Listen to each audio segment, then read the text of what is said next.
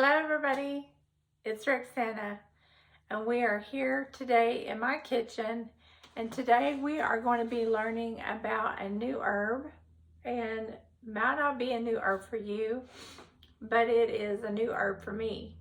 And today I thought I would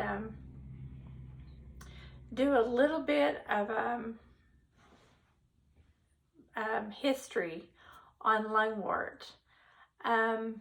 I love to do, I think one of my most favorite herbs to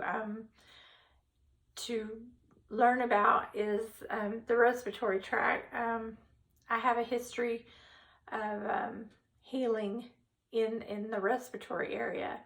And so I really love learning about different types of herbs that help us where we can breathe. And so this one I come upon a couple of months ago. I heard about it, did some investigating on it, and I thought, well, I'm gonna put that on the back burner for now. And I think I'm ready to do a little bit on it today. So come on in, and if you've never heard about it, it's going to be new for you. I found out that a lot of people, I think, are afraid to use this. If you're one of those people, don't be afraid.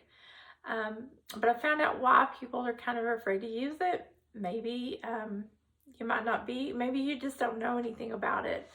So let's go ahead and dive in. I'm going to show you this. This is in the dried form. It looks a little spotted, and I'm going to try to get the picture of what this looks like if this was spring. And it's a beautiful green. It has flowers on it, but it has the white spots. And I'll tell you about those white spots here in just a minute. But this is called, again, lungwort, not lung moss, lungwort. Okay, so lungwort, the parts that you can use on this herb are everything from the top up of the ground, top. I don't think you can use the roots. So the parts of the body that it's good for is, of course, your lungs. That's how it got its name. And it's good for the stomach. It's good for the urinary tract. And it's also good for wound healing. I also found out that a lot of people use it for anti-aging in their face and stuff like that. But I did not find out enough information on that. Excuse me. And again, it is not to be confused with lung moss. There is another herb out there that I heard that was called lung moss, and some people get them confused, so don't get those two confused. I went on the WebMD to see if there was any interactions, drug interactions, and there is no known drug interactions. The precautions and the warnings, they do not have any precautions or warnings. And at this time, of course, they consider it to be a relatively safe drug, but we're going to talk about some more of that further in the video. Of course, if you are pregnant or you're nursing, you want to avoid this herb and other herbs. And at this time, I would also like to say I'm not a doctor, I'm an herbalist. And so I do try to go on as many websites as I can before I talk about all herbs, and tell you to please check with your physician before you take anything new. Okay, so what we're going to do is we are just going to go over some history. This is kind of had, I think, a little bit of a rumor attached to it about herbalists being, in the medieval days, they used it for wrong practices. And that's not really true. I think what got attached to it was the fact that it wasn't that really good of an herb, and that people kind of quit using it. Back in the 12th century, the leaves, the spots on the leaves, hence the spots that can get attached to your lungs, that the complaints about people having, you know, their lungs would hurt them and whatever. So that's how it got its name, is lungwort. And so the reputation is not so much medieval that some people make it out to be. It's just the people that were called herbalists, and they were also called other names, but I'm going to leave those names out. But they used to try to use it to help people get better. And it's lungwort is this is a quote I'm using. I'm just repeating after the person from the 12th century what they said from the website. It says, lungwort is a cold and a bit dry and not much use to anyone. This is what the person said. It says, nevertheless, one who has a swollen lung and coughs a bit and can hardly draw a breath, cook lungwort in some wine and give it to them frequently throughout the day on an empty stomach. And this will help them to become well. Give it to them frequently. So now this is the 12th century you're thinking about. And so we've kind of evolved quite a bit. The medical world doesn't really know a lot about this plant, but it's the family of the borage family. This is the 15th and 16th century. And they didn't really know, aside of the fact that it was an ornamental, it's a perennial, it's a very beautiful plant that they loved in their gardens. This is from Europe. So between America and Europe, we've done a lot of studies on this plant, and they really, they know that long-term use of this plant is really, when you take it as a medicinal, it's not really that good for you. They kind of say you can tincture it and use it for lung use and urinary tract use and so forth, but not very good because it can damage your liver. So that's really good to know. And so for me, as an herbalist, I would not be afraid to use this, but I would put my precautions out there, just like I would do with any other herb. It would be a good backup herb. I love doing studies on different things because this is a lot like mullein. I would use this safely, but for long-term use, we all know you can use mullein. For short-term use, you could use this one. And it's very supportive of your lungs. It's very supportive of helping with your asthma, very supportive in doing other things in the respiratory area and helping you in the respiratory or in the supportive in your lungs. And so will this one in other areas. But just the general identification, excuse me, just the general identification of this plant is where you want to start with any herb. You want to start with identifying it. You want to start with the history of it. You always want to go back and find out, where did it come from? How did it, get its name, and what are the other names? You really want to be careful before you start using the herb. How did it get its name, and what are both sides of the fence of this herb? So I got this huge, this huge amount came in the mail, and so you could tell. And I made sure I looked up the scientific name, which is pulmonaria, which is pulmonary, for the pulmonary of your lungs. So that's a very dead giveaway that it's for your lungs. And so I'm put them in a bowl, and I'm just going to crunch it. You can get this dried and sifted, cut and sifted. But I didn't want it like that. I am going to put some in a jar and we're going to tincture it. But I got some where it has little hairs on it, like a lot of you know if you've ever used mullein. Mullein can come,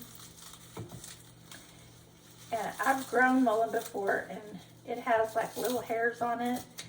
I got some of this out, and this, I've seen a little patch in here where this had hairs, little dried hairs right in here, little fuzzy hairs. So this is gonna have little hairs on it as well. And I think that's where a lot of these lung plants, they get their name as well, because you have that definite sign that it's going to be a lung plant. And I'm just cutting this up so that it'll fit in my jar. I'm not going to make a major amount, but I am going to stick this where it fills up at the top. It's a little coarse, but it's not like a root. This is a leaf, but they're not like, I wouldn't say they were like mullein. You can, once you draw mullein, you can pretty easily get them broken up. So I've got some in there already. And remember, with all of your leaves and your stems, you can use anything around like 80% alcohol. I use vodka. I don't primarily, I like that. To me, the vodka will allow the herb taste to come through a little bit. I smelled this and I did not, it has a pleasant odor, a pleasant smell. It was not a bad. I use about 80% proof, which will give me 40% alcohol, and that's plenty. I just barely have any in that bottle. We'll open this one.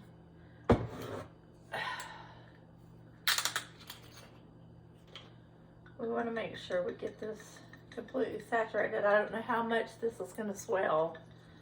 Sometimes you'll come back and you'll see that it's swelled up real big.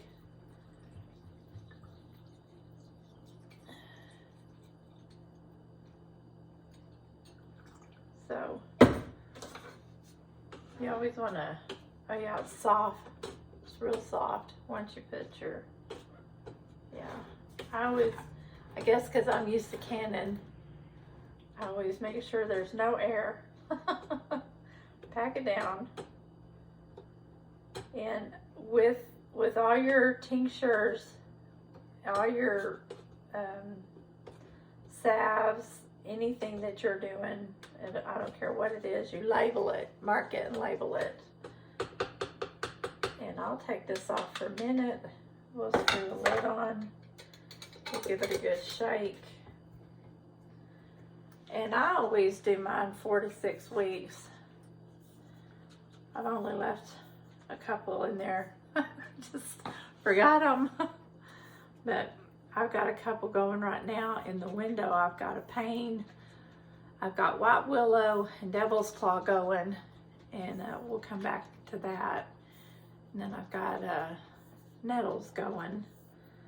Got some things going on. This is pretty compacted, but that's a good tincture right there. I think I might have put too much, but I think that one will be good for right now. I don't have all may have to put just a tad bit more. When you have some herbs sticking up, you need to poke it right back down and maybe add just a tad bit more, because you don't want anything poking up. You want to add just a little bit more because, yeah, okay. Let's try this again.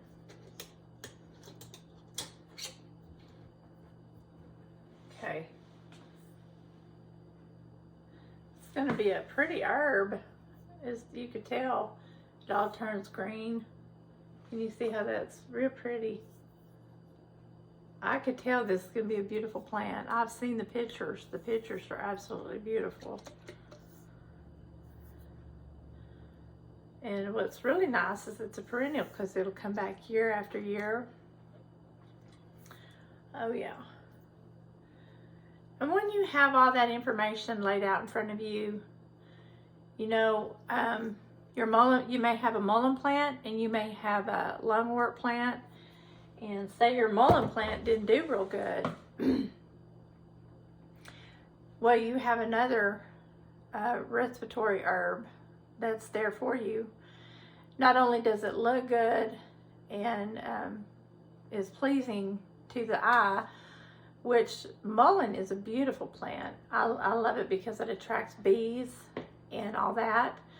Being a gardener and an herbalist is really nice because you're helping the bees, you're helping your garden, you're helping everything. But not only that, it helps prepare you for the next season, because if you are going to go out there and you're going to be getting all this stuff ready for your community or your family, trying to make medicine for the next season or for whenever, because you may be getting ready for allergy season too, it's just nice to have that stuff ready. So you guys know in my past videos some other, and if you're new to my channel, Past Present Herbs, I'll put down some other stuff in the description that's related to some of the stuff that I'm talking about. You can make other stuff when you're out in your garden and plant like peppermint. I'm fixing to get ready because I'm really excited because today I got some seeds. So I'm really excited. My husband and I, it's a beautiful day. We're getting ready to plant out in the garden, and we are getting ready because this is our new house. So we have, it's like an artist paintbrush. You know, you get your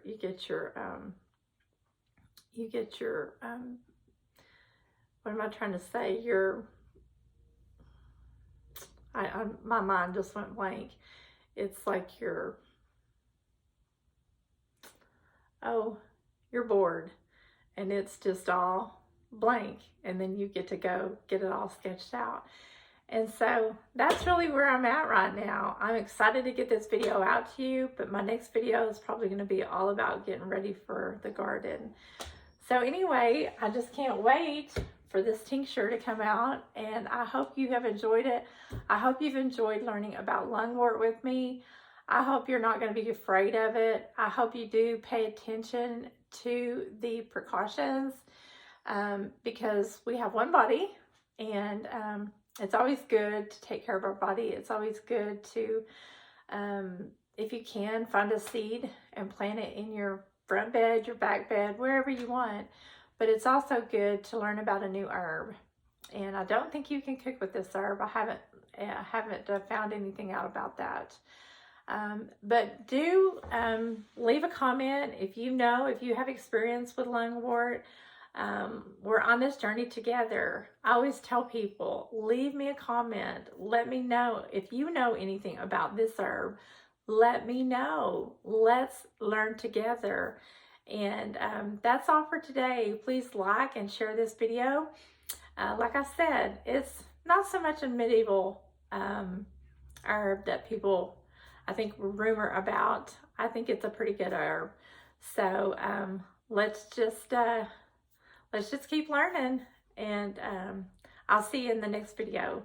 Y'all have a blessed day. And again, this is Rexanna in the kitchen with Past Present Herbs. Bye for now.